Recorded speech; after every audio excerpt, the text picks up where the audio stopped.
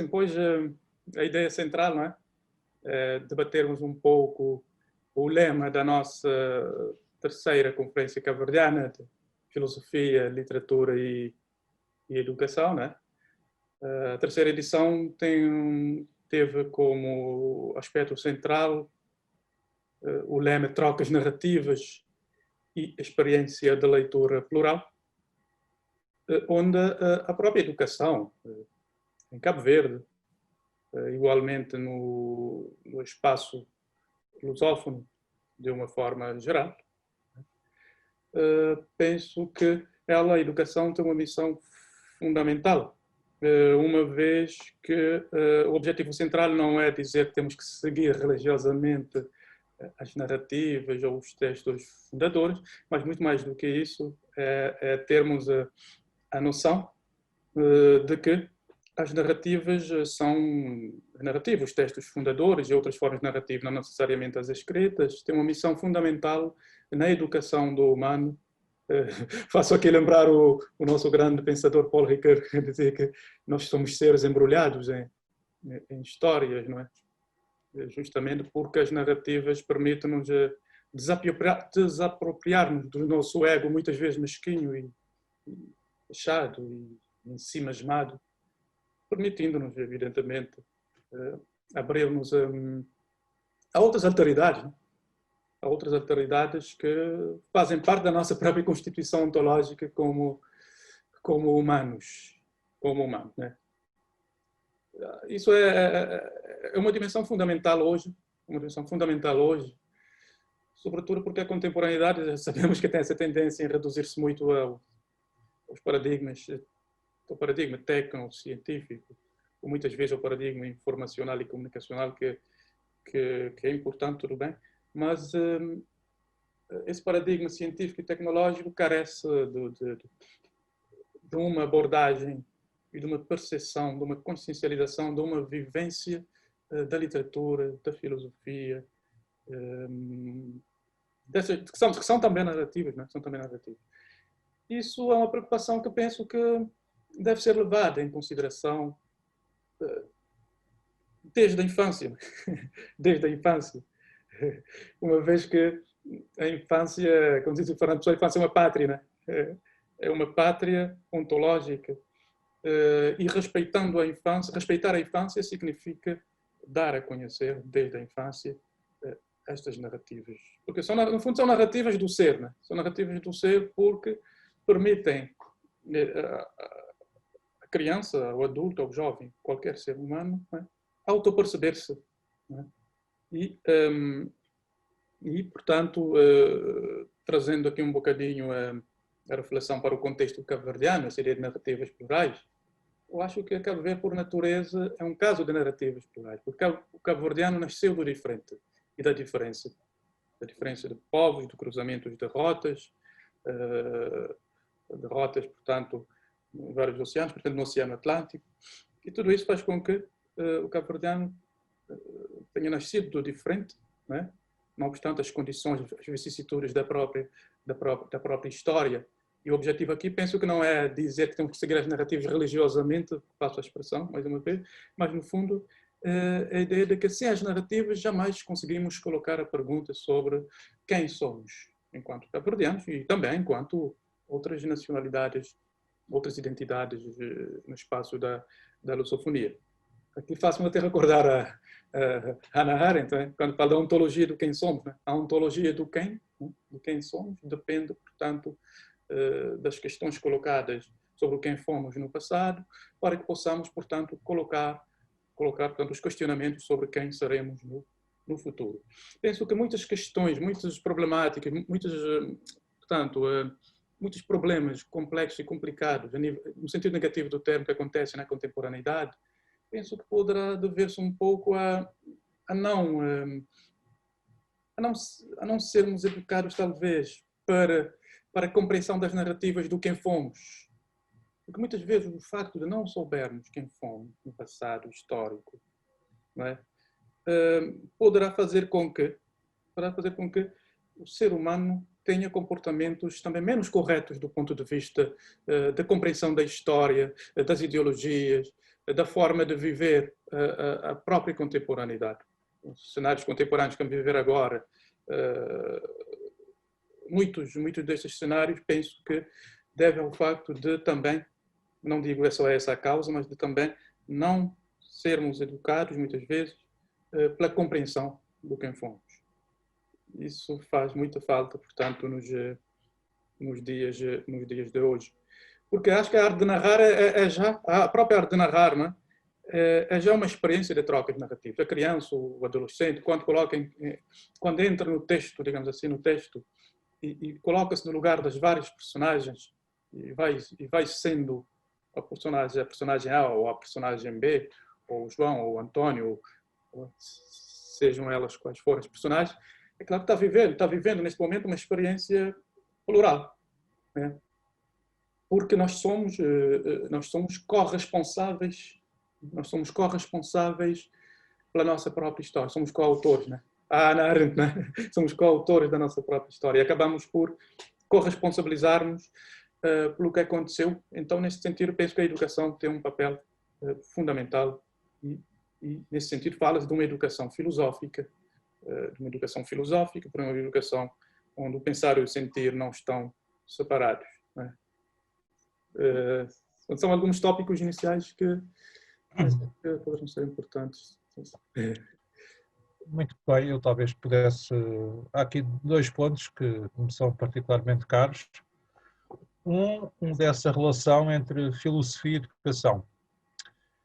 Eu, enfim, quase por acaso, enfim, não propriamente por acaso, mas dir-se-ia, dado o contexto de pandemia, passei parte substancial do meu tempo, nestes meses, a organizar, conjuntamente com um colega nosso, o Samuel Dimas, a organizar as obras escolhidas do professor Manuel Ferreira Patrício.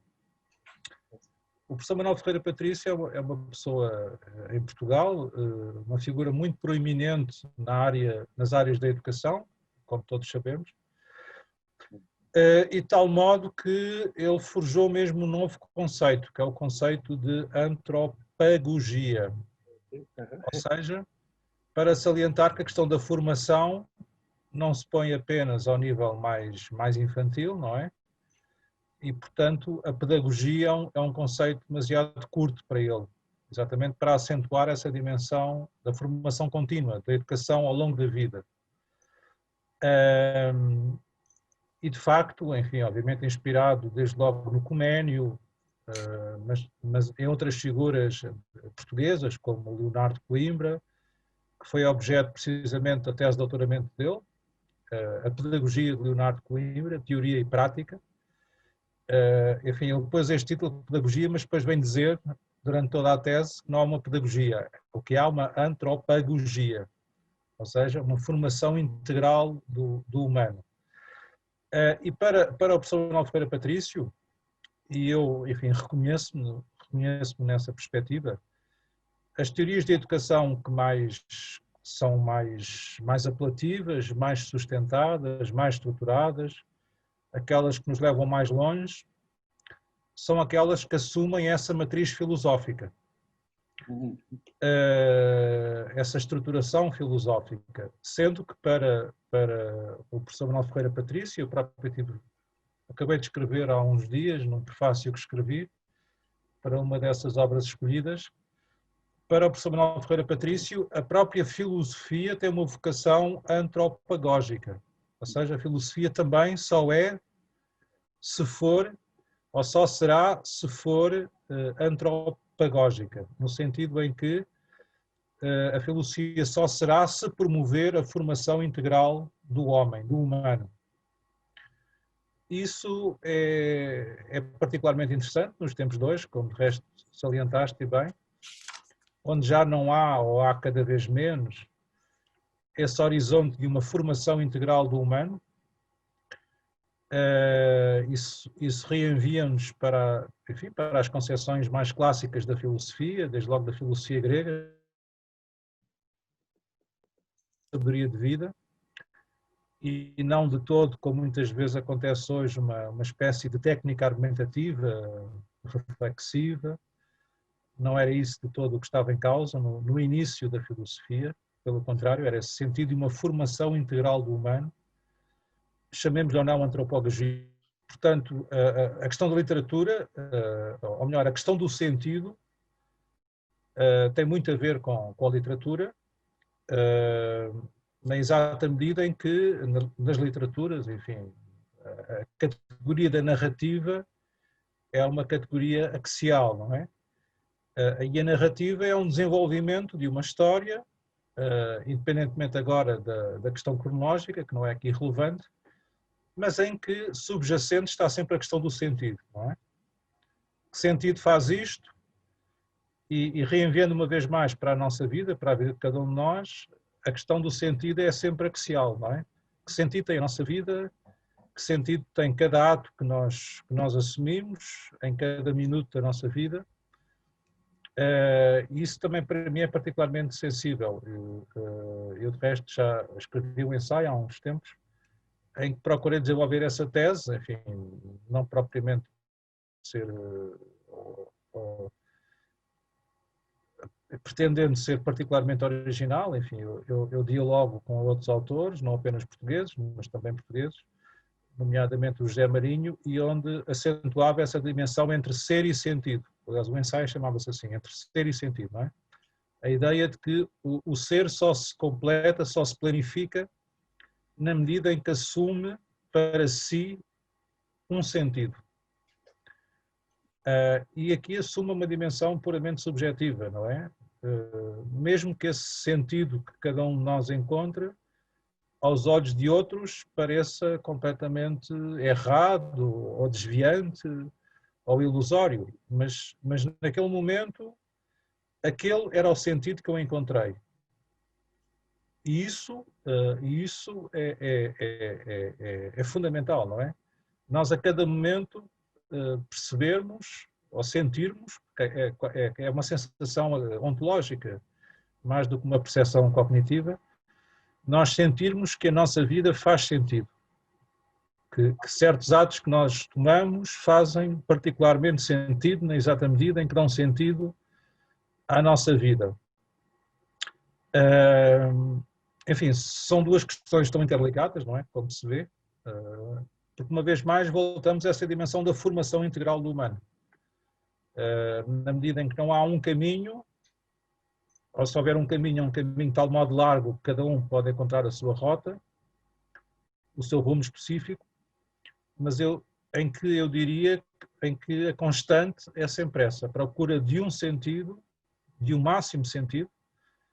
Aliás, há um professor também português, que foi meu professor, que também tem algumas obras na área da educação, que é o professor Joaquim Cerqueira Gonçalves, que acentuava também muito essa ideia da procura de um sentido, que às vezes pode parecer precário, frágil, mas que eu diria que é isso que distingue o que é humano, não é? Essa procura de um máximo sentido. Aliás, para o professor Joaquim Cerqueira Gonçalves, que enfim, tem uma formação religiosa, a própria questão de Deus e do divino põe-se nesse horizonte da procura de um máximo de sentido. Obviamente não estou a dizer que, aliás, eu no meu ensaio escrevi-o, isso não tem que acontecer em todos nós, necessariamente. O que eu diria é que o que deve acontecer em todos nós, se é possível dizer isto, é que todos nós devemos procurar esse máximo sentido, independentemente do cais, do porto de chegada de cada um. Enfim, seria isto que eu gostaria de dizer numa primeira abordagem.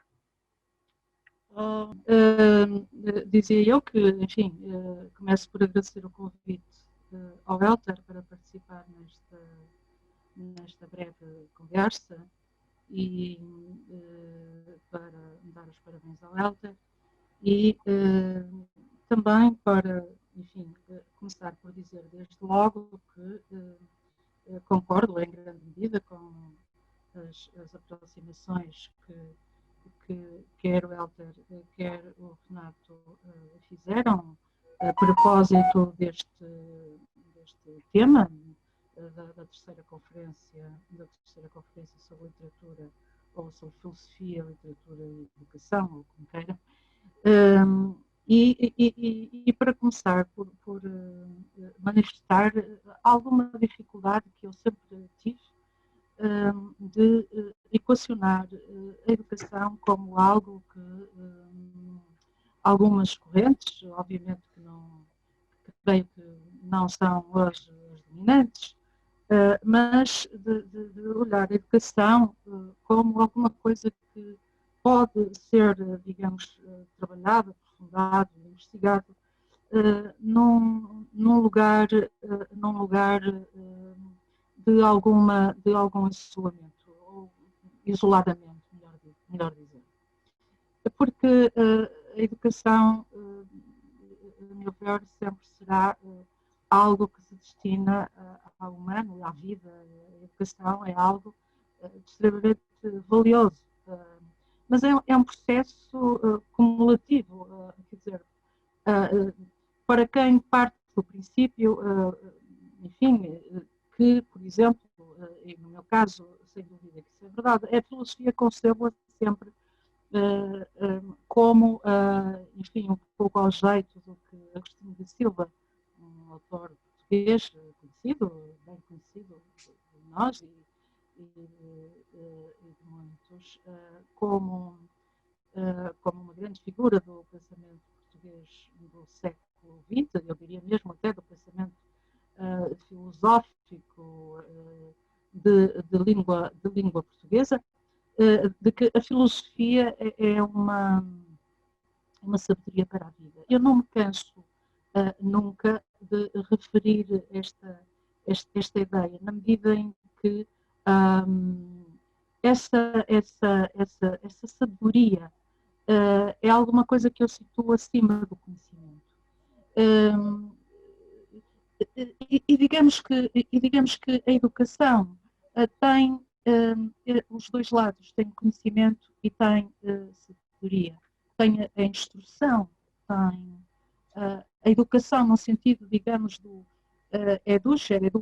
educar, portanto, seguindo a própria etimologia, mas a educação tem que, a meu ver, deverá ser algo que remeta para a capacidade do humano, para a capacidade do indivíduo, para ele ser mais do que indivíduo.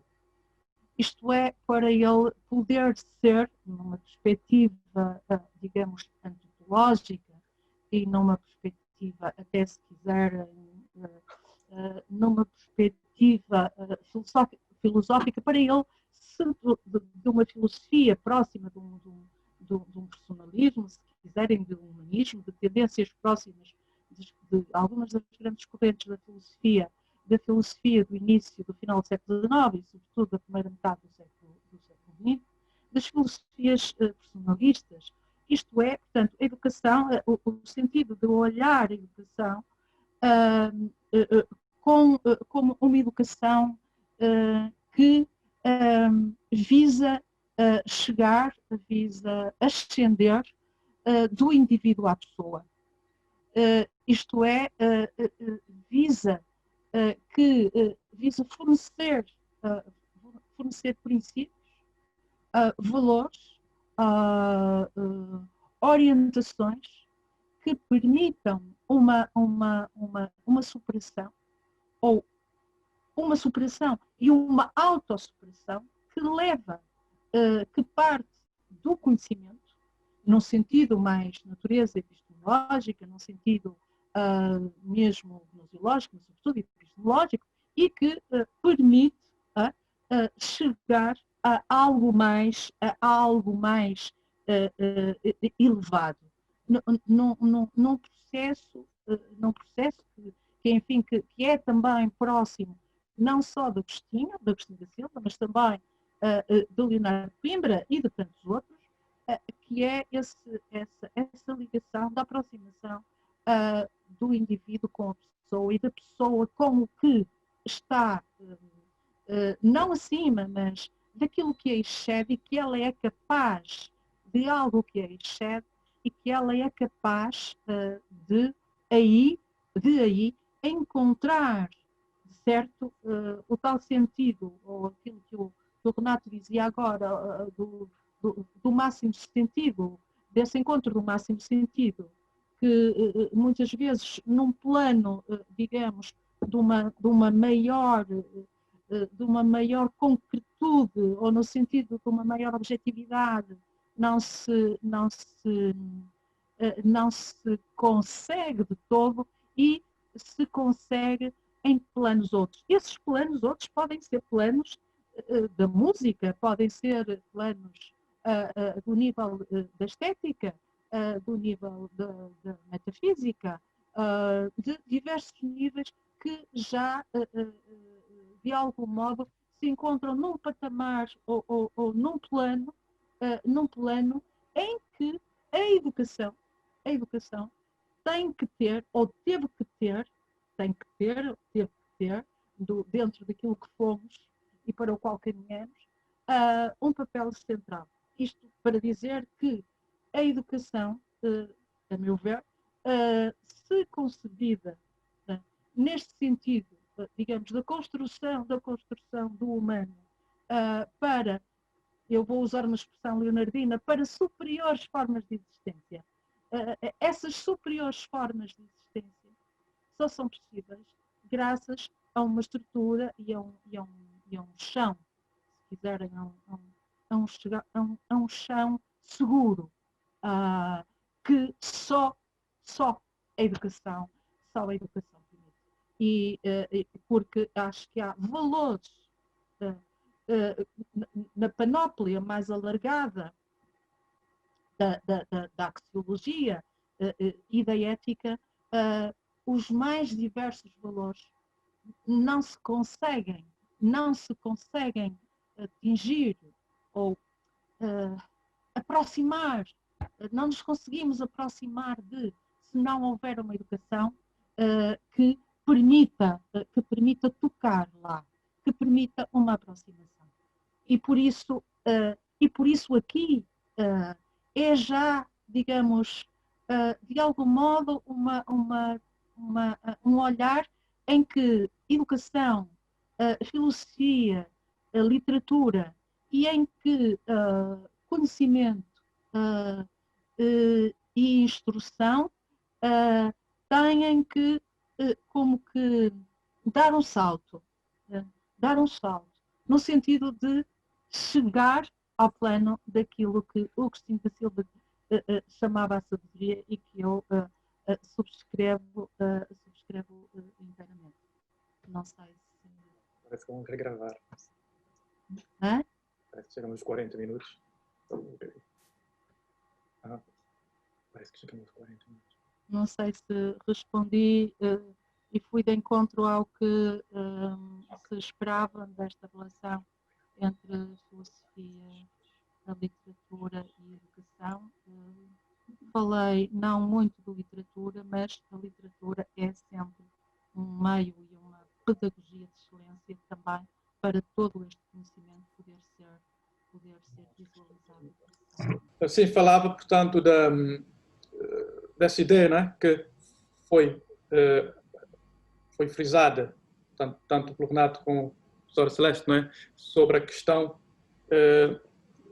da procura do sentido da educação como uma forma de estimular a procura do sentido da nossa própria existência, né? Aquilo que o professor Adalberto Dias de Carvalho chamava da tarefa antropológica do ser humano. A educação, no fundo, é uma tarefa antropológica, porque um ser humano é um ser que por ser homem e para ser homem carece da educação. Portanto, vai um bocado naquela linha kantiana, né? Do homem é a educação e da educação é o homem. E isso faz-nos lembrar, como dizia, o próprio romance cabo-verdiano, né? Chiquinho, de Baltasar Lopes da Silva, porque é um romance que pega, portanto, na personagem Chiquinho e mostra-nos como é que ele faz o percurso no mundo da vida, né? No mundo da vida, entre a ilha de São Nicolau em direção à ilha de São Vicente e depois, né, retorna-se novamente a ilha natal de São Nicolau, já formado, né? Já formado, e a partir daí, não é, abre-se ao mundo da imigração para a América. Então, esse movimento de saída de si em direção a si mesmo, né? Pode ser interpretado como building, ou seja, como a escultura de um mundo possível, mostra-nos como é que a literatura tem esse papel fundamentante na própria escultura desse mundo possível, né? Esse mundo possível que no fundo é um mundo, no fundo é o cotidiano, né? No fundo é o cotidiano trazido ao mundo dos textos, né? Permitindo-nos ressignificar-nos as nossas vidas, né? As nossas vidas. Até que eu gostaria até de citar aqui um trecho muito interessante que eu adoro muito do Paul Ricoeur, né? O filósofo por excelência que nós que dialogamos filosofia com literatura, recorremos sempre, uma vez que ele estabeleceu muito profundamente esse diálogo, quando dizia que a narração faz parte da vida antes de fazer parte da vida da escrita, né? Isso mostra claramente uma citação esclarecedora, né? E que nos abre muitas portas, né? Sim, até porque isso é válido para a literatura, porque aí há experiências de sentido, até mais criativas, não é? Mas que nos recolocam naquela questão fundamental de procurar ainda e sempre, a todo momento, um sentido maior, o máximo sentido, mas o mesmo é válido para as artes, não é? Aliás, porventura seria um bom mote para uma próxima conferência, alargar não apenas à literatura, mas às artes. E, aliás, recordando uma vez mais do professor Manuel Ferreira Patrício, que, enfim, tenho muito presente os seus textos, que tenho estudado e revisto nestes últimos meses, ele tinha um projeto muito interessante que tentou concretizar em Portugal e que concretizou, enfim, não na escala que ele gostaria, mas apesar de tudo foi concretizando, que era o projeto da Escola Cultural. E o projeto da Escola Cultural era particularmente interessante porque, para além dos currículos que existem em qualquer sistema de ensino mais oficial, mais clássico, tinha também essa outra dimensão de cultivo das artes em geral, sendo que esse cultivo das artes promovia essa formação mais ampla e mais integral do humano. Sendo que no caso particular do professor Manuel Ferreira Patrício, a arte por excelência para ele era a música. Ele de resto tem formação musical e inclusivamente até promoveu um coro na sua terra natal, em Montargil. Ele é maestro desse coro e tem enfim, é mais do que um hobby no caso, porque é muito refletido e assumido essa importância da música. Mas de resto, estou a pensar num outro autor português, já falecido o Fidelino Figueiredo, que também dava uma importância fundamental à música. Aliás, ele tem um livro, Música e Pensamento, que de resto no Instituto de Filosofia na Universidade do Porto já foi objeto de alguns eventos, nomeadamente o Congresso Luso-Brasileiro sobre a obra e o pensamento de Fidelino Figueiredo, e onde precisamente salientou esta importância das artes em geral e da música em particular para essa concepção de uma formação mais ampla, mais profunda, mais integral do humano. Isso é de facto muito interessante. E nessa perspectiva mais ampla da formação, com uma matriz filosófica, enfim, todas as artes podem ser claramente convocadas. E o desporto também. Sim, mas nesse sentido, e sem perfilhar propriamente da ideia de que, enfim, o pensamento, ou mais concretamente a filosofia, pós-platónica, pós-aristotélica, ou platónica e aristotélica, são notas de rodapé, não perfilho, mas, quer dizer, tudo isso está lá, não é? A questão da música na formação e a importância, e há um autor também contemporâneo, português, e muitos outros, claro que cada um fala do que lhe está mais próximo, mas o próprio, portanto, se temos isso em Platão, e se temos isso em Aristóteles, vamos ter também, enfim, uma série de autores que são imensos. Vamos ter isso no Heidegger, curiosamente, como sabem, mas Teixeira de Pascoais fala da importância fundamental também da música na sua obra. E curiosamente, e muito recentemente, eu digo muito recentemente, enfim, há cerca de 2 anos, em conversa com Eduardo Lourenço, que é uma das figuras mais representativas do pensamento português contemporâneo, de longe, e uma referência aos mais diversos níveis, dizia-me que a música foi alguma coisa que ele nunca percebeu muito bem porquê, mas que a música sempre foi o seu alimento, ou um dos seus alimentos fundamentais. E a música era sempre alguma coisa que estava inevitável e incontornavelmente presente em toda a sua atividade existencial. Ele falava de atividade existencial e falava de existência, que é de resto alguma coisa que lhe é extremamente caro, e disse-me mesmo que questionou-se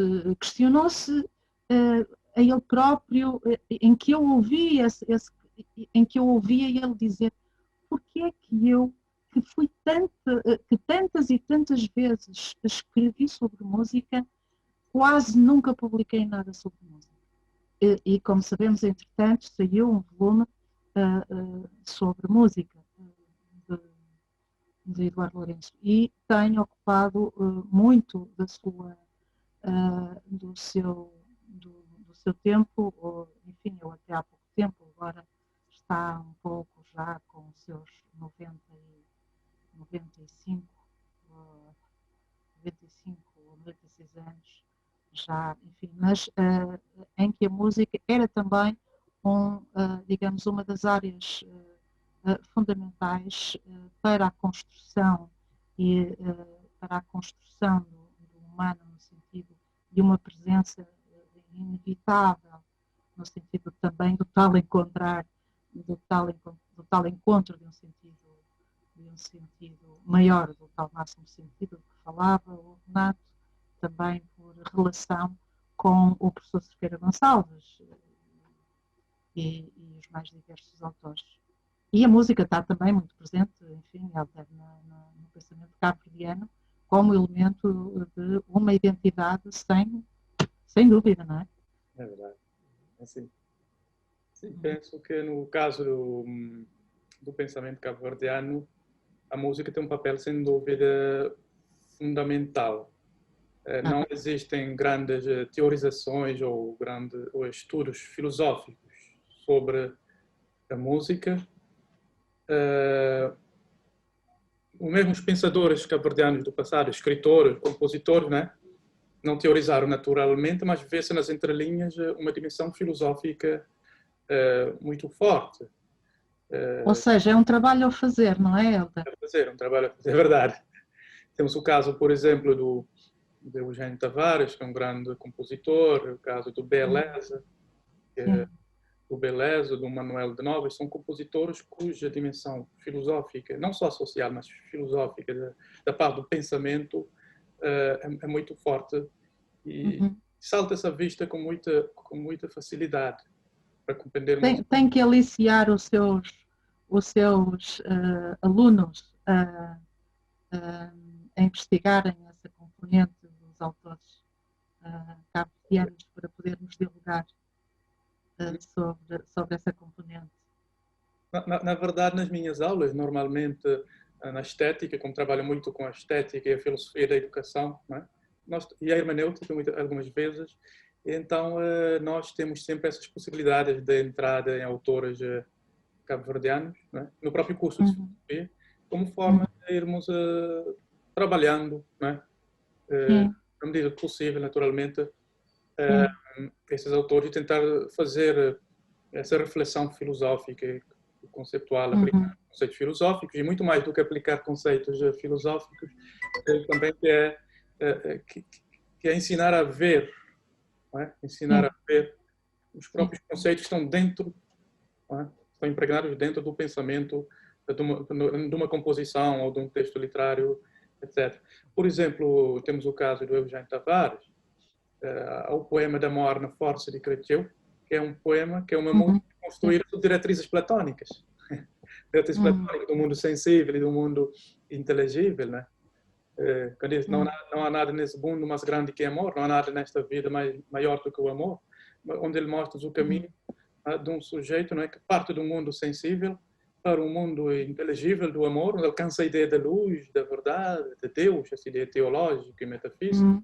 E depois esse próprio sujeito, né, vai comunicar aos terrenos, passo a expressão, né, essa comunicação de Deus que ele chegou, para que esse próprio sujeito possa ele mesmo e por si mesmo fazer o seu próprio caminho e alcançar a sua própria luz, a sua própria verdade.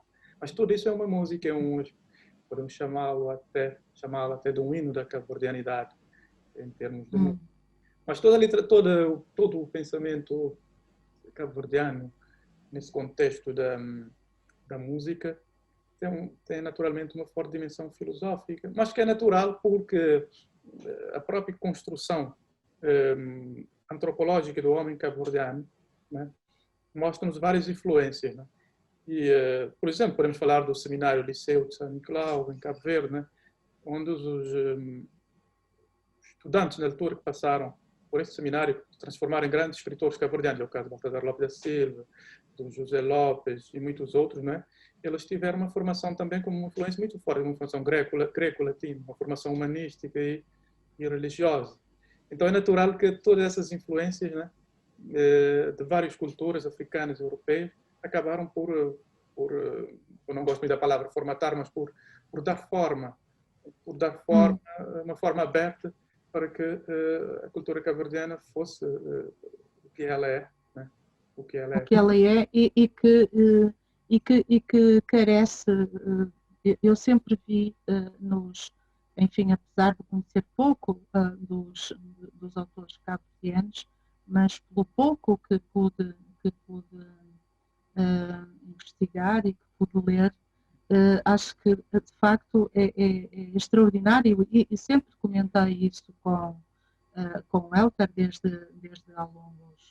há já um par de anos, da riqueza extraordinária, e digo isso mesmo com muita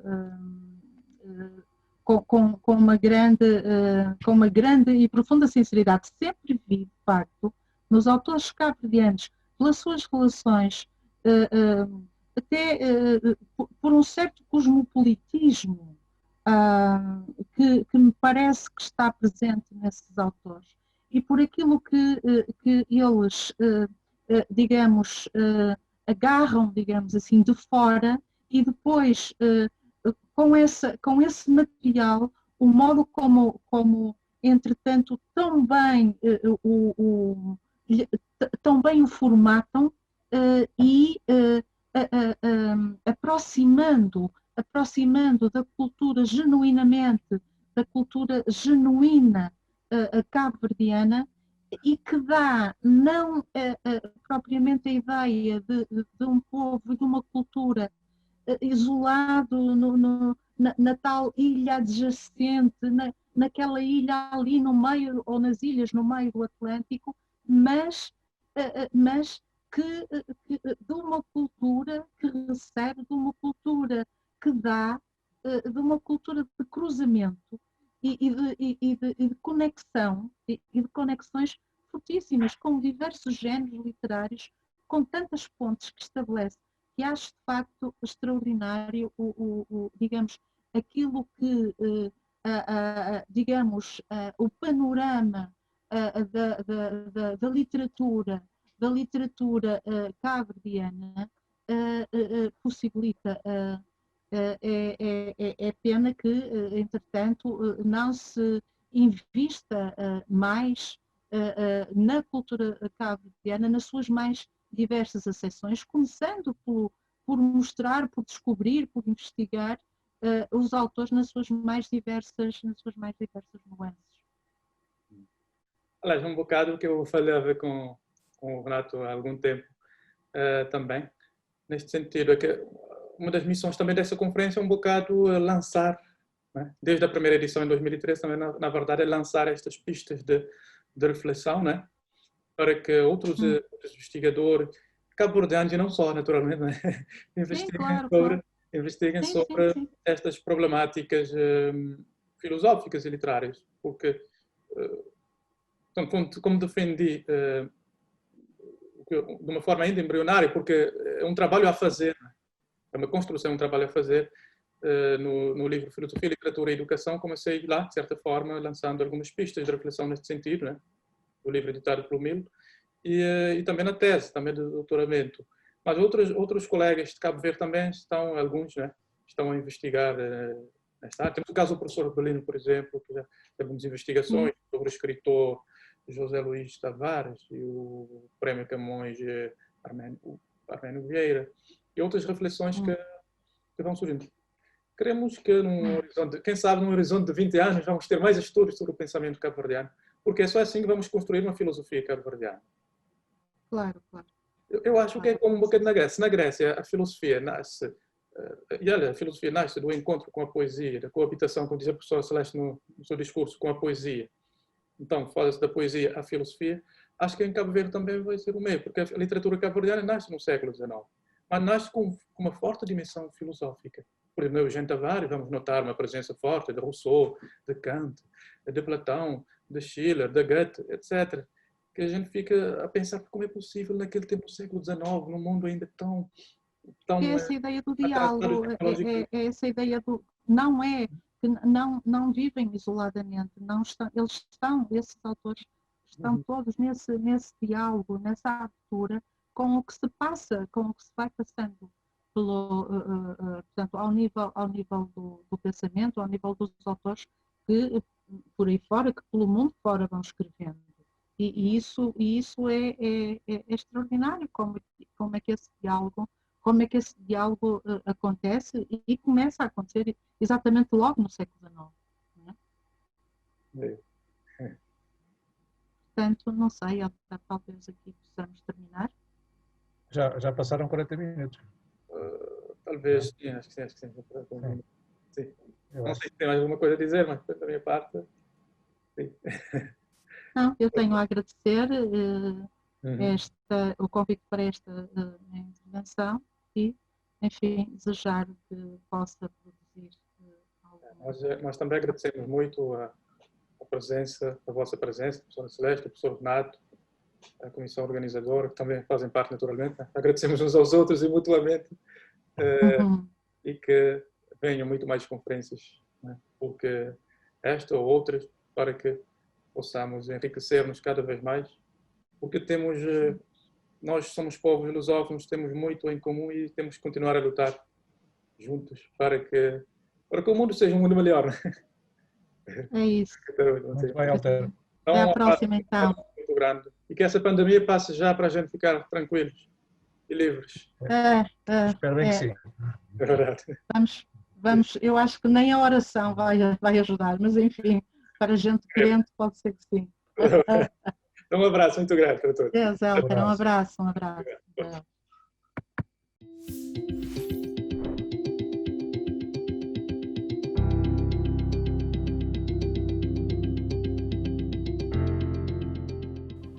Excelentíssima Senhora Pró-Reitora para a Extensão Universitária da Universidade de Cabo Verde, Professora Doutora Maria de Lourdes Gonçalves. Excelentíssima Senhora Presidente da Faculdade de Ciências Sociais, Humanas e Artes, Professora Doutora Elvira Reis. Excelentíssimo Senhor Presidente da Comissão Organizadora, Professor Doutor Elter Carlos. Prezados conferencistas, minhas senhoras e meus senhores. No diálogo a que acabamos de assistir entre os professores Elter Carlos, Celeste Natário e Renato Epifânio, sob o lema Trocas Narrativas e Experiência de Leitura Plural, foram propostas importantes linhas de reflexão que inspirarão, certamente, a próxima Conferência Cabo-Verdiana de Filosofia, Literatura e Educação a realizar no ano de 2022. Cumpre-nos, neste momento, apresentar as notas conclusivas da conferência que hoje decorreu em linha, através dos nossos canais institucionais e que, como podemos constatar, foi acompanhada por um público bastante significativo. Bem-haja. A comissão organizadora registra, com agradecimento, as mensagens e os comentários recebidos, na convicção de que a conferência foi bem-sucedida, alcançando os objetivos que inicialmente foram propostos. Ao longo do dia de hoje, tivemos a ocasião de assistir a 23 comunicações proferidas por investigadores oriundos de Cabo Verde, da Alemanha, do Brasil, da Espanha, da Polónia e de Portugal. É com reconhecimento que saudamos os conferencistas que se associaram a este evento, proporcionando a partilha dos trabalhos de investigação que têm desenvolvido, reforçando parcerias estratégicas para o conhecimento científico, vitalizando linhas de cooperação, produção e divulgação de ciência. Registamos igualmente as nossas palavras de agradecimento aos moderadores, professores Antonieta Lopes, Daniel Medina, Goretti Freire, Sandra Lima e Silvino Évora, que generosamente contribuíram para a boa organização dos painéis desta conferência. Os textos das comunicações hoje apresentadas constarão das atas da Conferência Cabo-Verdiana de Filosofia, Literatura e Educação, que esperamos publicar em formato digital e apresentar publicamente no dia 15 de março de 2021. Tratar-se-á de uma edição inteiramente digital, disponibilizada em regime de acesso aberto através dos repositórios institucionais da Universidade de Cabo Verde, do Camões Instituto da Cooperação e da Língua, do Movimento Internacional Lusófono e do Instituto de Filosofia da Universidade do Porto. Minhas senhoras e meus senhores, as formações universitárias tendem a centrar-se atualmente na vertente científica e técnica. Esta conferência incide sobre um âmbito não menos importante, que é o da formação humanística, proporcionada pela literatura e pela filosofia. Um mundo tecnocientífico como o atual terá de ser, necessariamente, um mundo humano. A literatura, por seu turno, não é apenas ficção, mas também um modo de conhecimento da realidade, como podemos igualmente apurar no caso do romance histórico, por exemplo, que articula a apreensão da realidade histórica com o recurso à imaginação criativa e transfiguradora. Aos conceitos, categorias e teorias com os quais conhecemos o mundo na ciência e na filosofia, teremos de acrescentar as imagens, as metáforas e os símbolos que a literatura desenvolve e que também permeiam muitos dos textos filosóficos. A aprendizagem da escrita filosófica, científica e literária é fundamental na formação universitária. Estas conferências apelam ao relevo a conferir às práticas de interpretação do texto e da leitura, seja qual for o seu suporte e meio de distribuição. A concepção do mundo nos países que partilham a língua portuguesa, ética, axiológica, estética, cognitiva e cultural, desenvolve-se igualmente a partir da arte. As percepções, acessões e representações plurais são apreendidas pela música, pela pintura, pela fotografia ou pela literatura. O que significa, de facto, conhecer. Acreditamos que hoje o acesso ao conhecimento terá de passar pela abertura a estudos de natureza inter- e transdisciplinar, num exercício aberto e interdepartamental que nesta conferência pretendemos desenvolver. Esta abertura assume-se com certeza como um contributo que esta conferência proporciona em Cabo Verde, numa cultura que encontrou na literatura e no pensamento modos de projeção do ser. Minhas senhoras e meus senhores, queiram, por favor, apresentar as vossas observações, comentários ou sugestões. Para esse efeito, poderão enviar uma mensagem de correio eletrónico para o endereço próprio da conferência. Cumpre-nos, neste momento, reiterar o nosso agradecimento a todos os que garantiram a boa consecução da terceira Conferência Cabo-Verdiana de Filosofia, Literatura e Educação. Agradecemos a todos pela atenção concedida.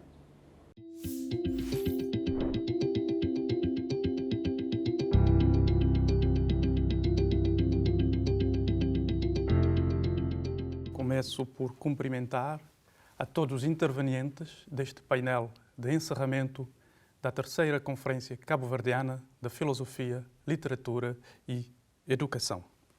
A senhora Pró-Reitora da Extensão Universitária, professora doutora Lourdes Gonçalves, a senhora Presidente da Faculdade de Ciências Sociais, Humanas e Artes, professora doutora Elvira Reis. Igualmente, saúdo aos ilustres conferencistas que dos vários continentes e países, nomeadamente Cabo Verde, Portugal, Brasil, Espanha e Alemanha, emprestaram as suas reflexões acerca do tema que esteve em debate, contribuindo, assim, para a continuidade dos trabalhos que vêm sendo empreendidos desde a primeira edição. Aos colegas da comissão organizadora, professores Mariana Faria e Carlos Belino Sacadura, e instituições envolvidas, nomeadamente Universidade de Cabo Verde, Instituto Camões, entidade financiadora do evento, Instituto da Filosofia da Universidade do Porto e Movimento Internacional Lusófono. Saúdo igualmente aos membros das equipas técnica e logística. Chegamos ao fim de mais uma edição desta conferência. É com especial agrado que reconheço o esforço de todos vós, que reconheço, outro sim, a importância desta conferência para Cabo Verde e para o espaço lusófono. Uma conferência que pretendeu estabelecer pontes entre filosofia, literatura e educação, e entre países irmãos que, por intermédio destas áreas, se dialogam e se dialogaram. Por isso, em 2013, realizou-se a primeira edição deste evento sobre o lema para uma razão poético-literária na formação de uma lusofonia plural. E em 2015 realizou-se a segunda edição sobre o lema Diálogos com Pensadores de Língua Portuguesa. E hoje estamos todos reunidos no encerramento da sua terceira edição, que tem como lema Trocas narrativas e experiências de leitura plural. Como se pode compreender, este evento comporta uma linha de sentido, a saber, pôr em diálogo várias áreas de pensamento, filosofia, literatura e educação, que de facto estão interligados na sua própria Constituição. A separação destas áreas acontece muitas vezes de forma forçada e instrumental, muito embora a verdade da sua relação íntima fale mais alto. Por isso, o curso da Filosofia da Universidade de Cabo Verde, Faculdade de Ciências Sociais, Humanas e Artes, desde a primeira hora apercebeu-se que este evento teria de nascer. E nasceu de uma necessidade radical, de uma necessidade ontológica radical, portanto, de uma escuta persistente. Da própria necessidade de instalar no espaço formativo cabo-verdiano essa nobre discussão de ideias, não só a nível do ensino, já existia, com certeza, mas a nível da extensão universitária. Eis o trabalho da educação e da escola, desde a Academia de Platão, do Liceu de Aristóteles, da Universidade Medieval. E mencionemos o Seminário Liceu de São Nicolau, em Cabo Verde, esta instituição onde reinara uma formação humanista e religiosa, que de facto teve nobres efeitos hermenêuticos na literatura cabo-verdiana. E referimos igualmente aos escritores e poetas do século XIX, que com efeito lançaram nobres questionamentos, onde se pode interpretar a viva indissociabilidade entre filosofia, literatura e educação.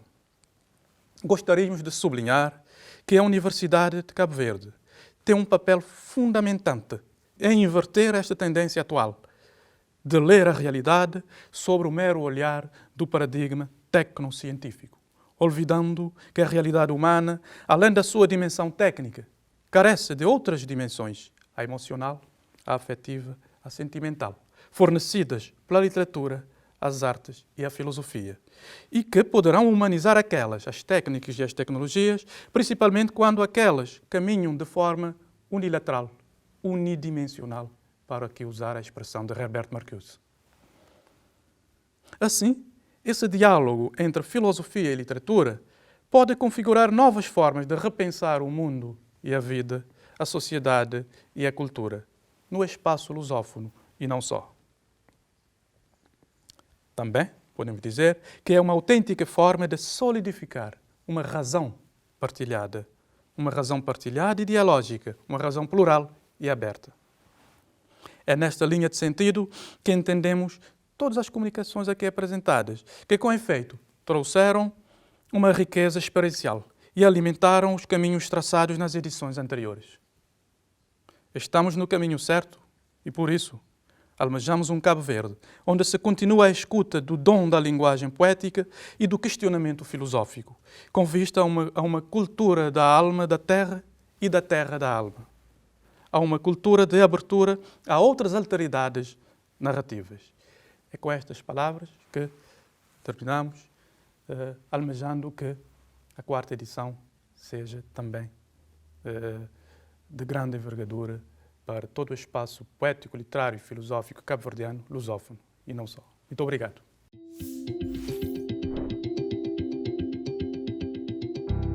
Permita-me saudar de uma forma especial a magnífica reitora da Universidade de Cabo Verde, professora doutora Judite Nascimento, a outros dirigentes da Universidade de Cabo Verde que provavelmente estejam a assistir esta conferência, aos senhores organizadores do evento, professor Hélder Carlos, enquanto coordenador do curso de Filosofia, Políticas e Relações Internacionais, a professora Mariana Faria, leitora do Instituto Camões, aos senhores conferencistas, aos estudantes e docentes participantes dessa 3ª Conferência de Filosofia, Literatura e Educação, que nesta edição traz como subtítulo Trocas Narrativas de Leitura Plural. Chegamos à reta final de mais uma edição desta conferência, que ao longo destes anos tem celebrado, justificado e argumentado a estreita e profunda relação que existe entre a filosofia, a literatura e a educação. Estas são ciências bases da existência humana, da sua organização e interação, do seu desenvolvimento e, sobretudo, da sua expressão. Isto é, da expressão da humanidade enquanto um grande grupo que, ao se circunscrever num determinado espaço e apropriar-se de uma determinada cultura, constrói uma visão do mundo e formata o seu pensamento de modo a se definir com uma identidade e uma cultura próprias.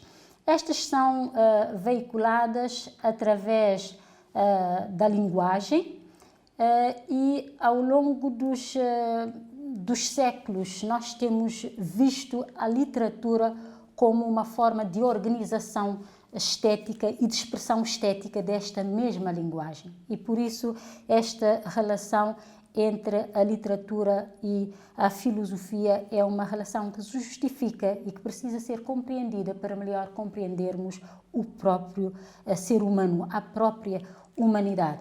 Eu falava de uma relação histórica, de um cruzamento de estudos científicos que muito tem contribuído para a compreensão do homem, das suas vivências, da sua experiência, das suas culturas locais, das relações transculturais, mas sobretudo do seu pensamento e dos seus processos cognitivos de desenvolvimento. E os processos cognitivos de desenvolvimento do ser humano são, no fundo, as bases para a organização de toda e qualquer educação, quer formal, quer informal. Assim, nós agradecemos aos organizadores, mais uma vez, agradecemos as instituições que tornaram possível esta conferência, e falamos aqui do Instituto Camões, da Língua e Cooperação, nós falamos do Movimento Internacional Lusófono e do Instituto de Filosofia da Universidade do Porto. Esta conferência, em cada edição, traz contributos importantes para a compreensão dessa relação de que já falamos e por isso louvamos esta iniciativa e desafiamos os organizadores a manterem essa chama acesa para que ainda muitas outras edições venham a ter lugar na nossa universidade.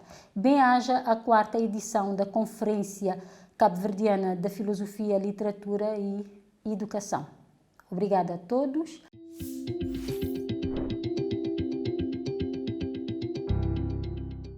Excelentíssima Senhora Presidente da Faculdade de Ciências Sociais, Humanas e Arte, Professora Doutora Elvira Reis, Excelentíssimo Senhor Presidente da Comissão Organizadora da 3ª Conferência Cabo-Verdiana de Filosofia, Literatura e Educação, Professor Dr. Elter Carlos, ilustres investigadoras e investigadores, estimados membros da Comissão Organizadora, caros participantes. A 3ª Conferência Cabo-Verdiana de Filosofia, Literatura e Educação, que se realizou este ano sob o lema Trocas Narrativas e Experiência de Leitura Plural, constituiu um importante espaço de reflexão, reunindo especialistas de áreas científicas diversas e de proveniências geográficas também distintas. Apesar da crise pandémica que nos afeta e que tem determinado uma nova configuração nas modalidades de reflexões, hoje, sobretudo através dos webinars e das diversas plataformas digitais, este importante evento contou com a participação de conferencistas de Cabo Verde, Portugal, Espanha, Brasil e Alemanha. Para a Universidade de Cabo Verde, é uma grande honra fazer parte desta reflexão e protagonizar o encerramento deste magnífico evento, realizado em circunstâncias que consideramos sui generis, atendendo à impossibilidade de uma aproximação efetiva entre todos nós, numa lógica de distanciamento que oculta, de entre outras, a manifestação de uma característica que nos é única, a nossa morabeza. Ilustres conferencistas, o cenário de incerteza provocado pela pandemia de Covid-19, com fortes impactos sociais e econômicos, desacelerou as economias, provocou a crise de saúde pública e impôs a reestruturação da prestação do trabalho através da modalidade do teletrabalho, impôs a adoção do regime do ensino e-learning com as suas vantagens e desvantagens e tem demandado uma série de medidas orçamentais no âmbito da proteção social. Neste tempo de incertezas, grandes desafios se impõem às universidades, em particular aos contributos que podem disponibilizar no contexto em que as restrições e o isolamento em consequência da pandemia pôs a nu várias vulnerabilidades e para as quais a ciência e a academia são convocadas a subsidiarem os Estados, as empresas e a sociedade civil a encontrarem soluções que possam trazer evidências e reduzir o campo das incertezas. A cultura das humanidades, da filosofia, da literatura e da educação, sempre relevantes no domínio da reflexão, da interpretação e de orientações teóricas, mormente em contextos de transição, em que as perguntas são mais fortes do que as respostas, devem também saber reposicionar nos novos tempos e responder aos desafios da globalidade, dar inteligibilidade aos fenômenos e relegar aquilo que, todavia, é tecido em conjunto para o bem da humanidade. Os desafios da globalidade exigem um diálogo interdisciplinar robusto que neutralize as fragmentações disciplinares e as compartimentações entre as culturas científicas e humanísticas. O renomado sociólogo francês Edgar Morin já dizia que era necessária a inscrição das finalidades educativas, a formação de espíritos capazes de organizarem os conhecimentos em vez de armazenarem uma acumulação de saberes. À la Montaigne, mais vale uma cabeça bem feita do que uma cabeça bem cheia. Ensinar a condição humana, aprender a viver e refazer uma escola de cidadania. ensinar a condição humana através da ministração de um ensino que faça convergir todas as disciplinas, para fazer tomar a consciência a cada jovem espírito daquilo que o ser humano significa e a reconhecer-se na sua humanidade, a situá-la no mundo e assumi-la. A literatura, nas suas singularidades e subjetividades, incita-nos à consciência de uma realidade humana. A filosofia inaugura a reflexão sobre todos os problemas fundamentais que o ser humano coloca a si mesmo. Tudo isto deve contribuir para uma consciência humanista e ética de pertença à humanidade. Aprender a viver significa preparar os espíritos para enfrentarem as incertezas e os problemas da existência humana. O ensino da incerteza do mundo deve partir das ciências, seja através da história e a aleatoriedade dos acontecimentos, seja através da literatura com experiências existenciais com os quais os adolescentes e jovens podem identificar-se e seja através da filosofia que permitirá distinguir os problemas éticos da existência humana.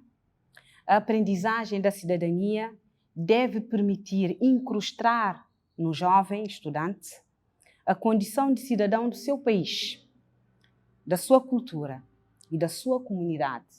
Mas este enraizamento do jovem à sua história e à sua cultura devem estar ligados ao mundo. Tudo isto numa conjugação de saberes, de trocas de narrativas e, acima de tudo, de religar os conhecimentos com a finalidade de formarmos cabeças bem feitas. Assim, e para finalizar, expressamos aqui os nossos agradecimentos às instituições que com os seus recursos contribuíram para a materialização deste importante evento, destacando o Camões Instituto através do Centro de Língua Portuguesa na cidade da Praia. Agradecer também aos parceiros co-organizadores, o curso de Filosofia da Faculdade de Ciências Sociais Humanas e Artes da Universidade de Cabo Verde, o Camões, Centro de Língua Portuguesa na cidade da Praia, o Instituto de Filosofia da Universidade do Porto e o Movimento Internacional Lusófono. Um bem-aja a todos.